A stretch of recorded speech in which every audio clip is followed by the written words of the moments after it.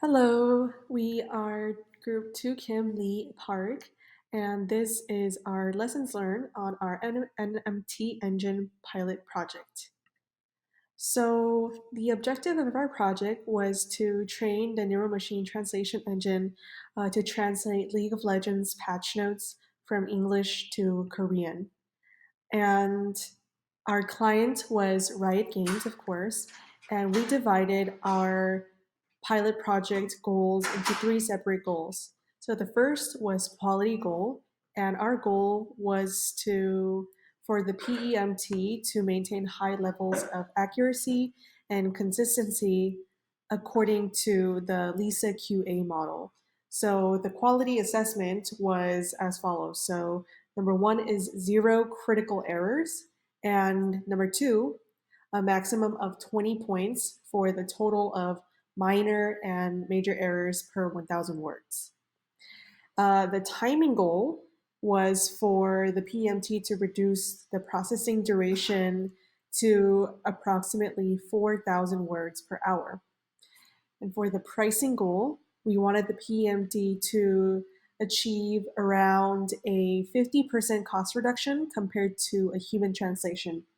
So to give you more detail, that means that to give you more detail, the timing and pricing goals assume that professional translators translate around 2,000 words per hour.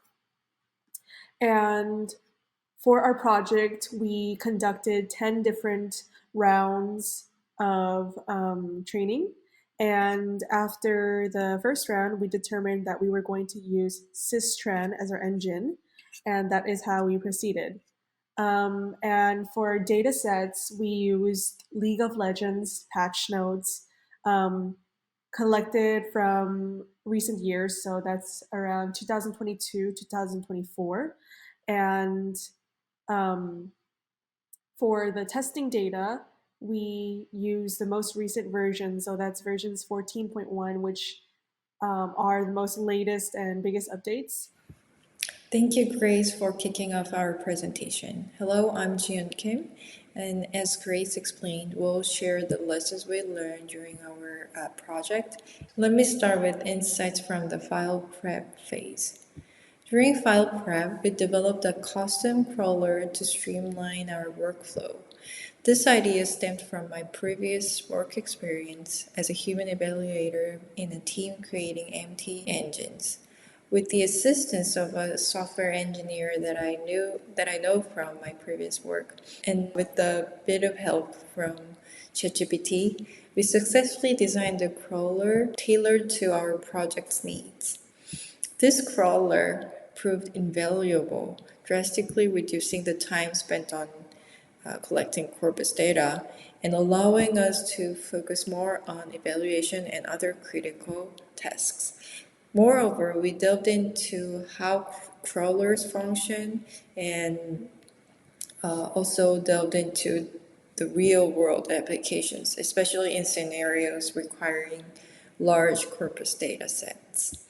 Plus, our collaboration with the software engineer taught us problem solving skills and effective communication in navigating complex technical challenges. While file prep had its successes, we encountered hurdles during the post-crawling phase. When applying multiple alignment tools to compare performance, we discovered discrepancies among the outcomes. Moreover, this misalignment impacted our blue score early in training stage, and we had to do extra file adjustments to get more accurate blue score that is not affected by misalignment. Yet, this challenge presented an opportunity. If we continue this project in the future, we'll do research on more various alignment tools to determine their compatibility with different translation systems.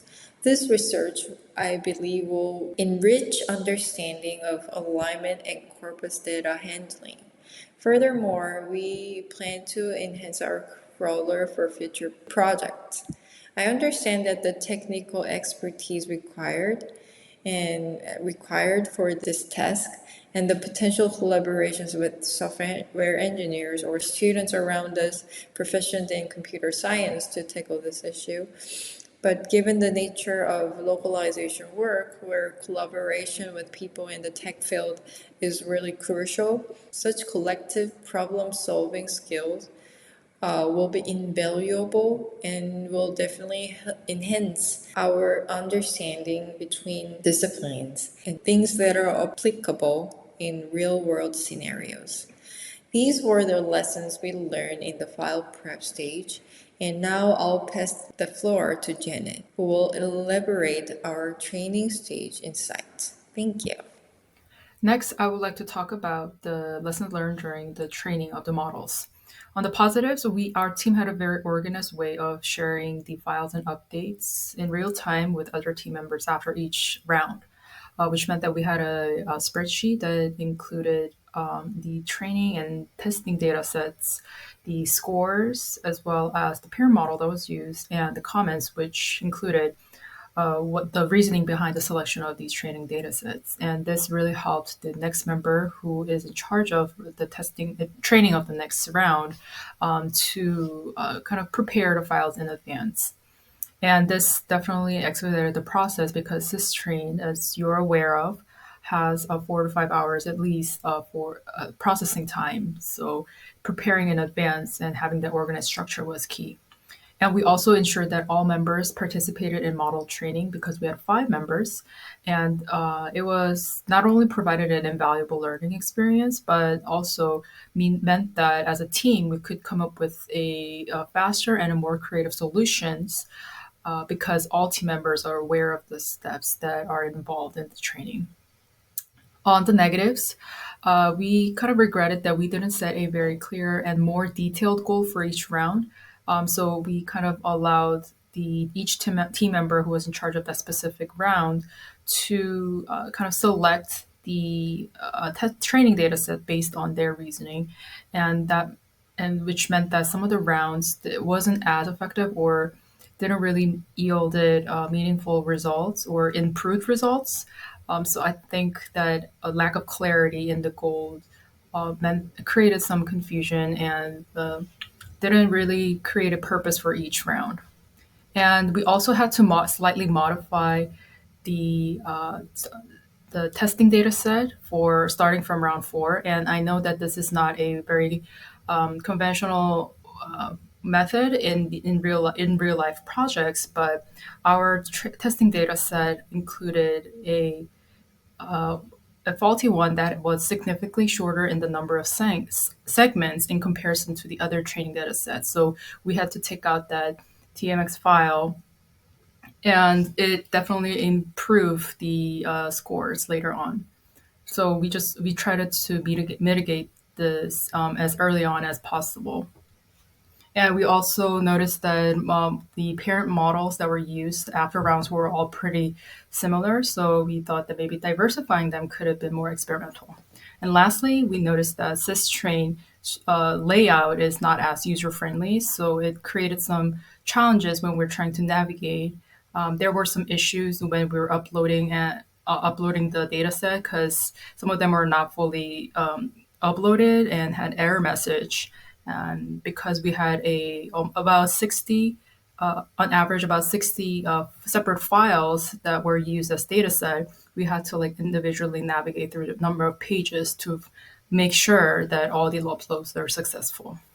On the improvement side, as I've mentioned, the lack of clarity in goals, we thought that it will be instrumental to set a more detailed goal for each round so that each round is more strategic and purposeful, and it can create a more meaningful and improved results. And it also led us to think whether or not all 10 rounds are absolutely necessary because we've heard from other teams that they are satisfied with 5 rounds. So and if as long as we have strategic planning behind each round, we believe that less number of rounds is acceptable for a successful completion of the project. We also thought that we could have done more alignment between each rounds, And lastly, we also thought that Microsoft, instead of the Systrend, could have been a great alternative for a invaluable learning experience because it allows you to specify the tuning data sets, whereas Systrend only distinguishes between the testing and training data set. We'll move on to the PE learning lesson learned. Now I'll share some insights and reflections on our experiences during the post-editing and human evaluation process. First, we gained a deeper understanding of our trained engine's performance beyond just the blue scores. By comparing translations before and after motion training, we witnessed tangible improvements in translation quality, which was incredibly satisfying to see. And another positive aspect was the hands on experience we gained using the Lisa QA model. Um, Leveraging this model provided us with a valuable learning opportunity, and it further deepened our understanding of quality assessment with very specific guidelines to follow. However, we also encountered some challenges along the way, and one significant challenge was the introduction of subjectivity in assessing translation quality. We noticed that there's some slight differences when working individually on post editing, which may have affected the overall evaluation scores a bit. And additionally, for team members less familiar with gaming related terminologies like myself, there was a considerable time investment required to familiarize ourselves with the terms before post editing could even begin. Moving on, we like to propose some improvement opportunities that we've identified. So, first, we suggest developing standardized quality assurance criteria to establish more clear and objective evaluation standards. This will help mitigate subjectivity in human evaluation as well as ensure consistency throughout the process. Next, we suggest incorporating a comprehensive glossary into the machine translation training process um, at the very beginning so that it can enhance consistency and further reduce the need for extensive post editing procedures so that it can ultimately improving overall translation quality. Then finally, we suggest implementing training sessions to familiarize team members with the terminologies prior to post editing to improve, enhance, improve and enhance efficiency. Um, we believe that providing structured training and resources beforehand will better prepare team members for the task at hand. Thank you, Yunso. Hi, I'm Eunice. As we conclude our exploration of the pilot MT training project, we have uncovered some truly invaluable insights. From the initial steps of file preparation through the meticulous process of data cleaning and aligning to the iterative rounds of training and post editing, every step has been a revelation. This hands on experience with machine translation training has been eye opening. Throughout this project, we have navigated uncertainties. These moments of uncertainty prompted us to dive deeper into the mechanics of machine translation, learning not just about its capabilities, but also its limitations. We came away with a clear understanding of both what machines can and cannot do, and the significant role humans play in enhancing its technology. This collaboration between machines and humans is essential for refining empty output. Now we present some of the achievements and challenges from our MT training project. As we mentioned in the beginning, we have achieved a remarkable improvement in post editing efficiency and quality. Specifically, our post editing efficiency has increased by 43.4%, and we have enhanced the overall quality of our MT outputs by 2.68%. Additionally, our Blue score, a key indicator of translation quality, has increased by 26 points from the start of the from the start of our training. However, there were also challenges. Aligning data was one of them. Considering most of mistranslation issue came from misalignment, finding a better approach to data alignment is crucial for improving our quality and efficiency of future MT project. Time management. Managing the project to stay within the time budget was a persistent challenge. Since it was our first empty project, we had to spend great deal of time in researching and experiment with tools. Inconsistency in translating material of training data was one of them, and optimizing post editing workflows. We didn't use a cloud based CAT tool for post editing, so it was challenging to maintain a uniform standard and process. Tool limitations and optimization needs. Since Systren didn't provide detailed report for each training round, we faced limitations in analyzing the result.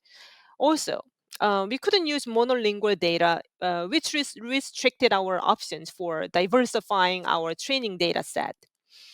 And we had to rely on many other separate tools, including WordFast, Copy MemoQ, Google Search, and navigating between those tools required extra time. With these challenges in mind, let's explore some key areas of future improvement. We believe implementation of necessary tools will greatly improve MT training efforts. First, integration with TMS is crucial. By adopting more sophisticated TMS features, we will be able to leverage translation memory, which will significantly reduce post editing time and cost. Also, it will streamline and automate workflows and processes. Enhancing collaboration with tools like Jira will facilitate effective communication and task tracking. Lastly, customization and integration of tools are essential for optimizing our MT training and post editing processes. These strategic improvements are designed not only to address our current limitations, but also to set a new standard for what can be achieved in machine translation and post editing. Thank you for joining us in this exploration of our project.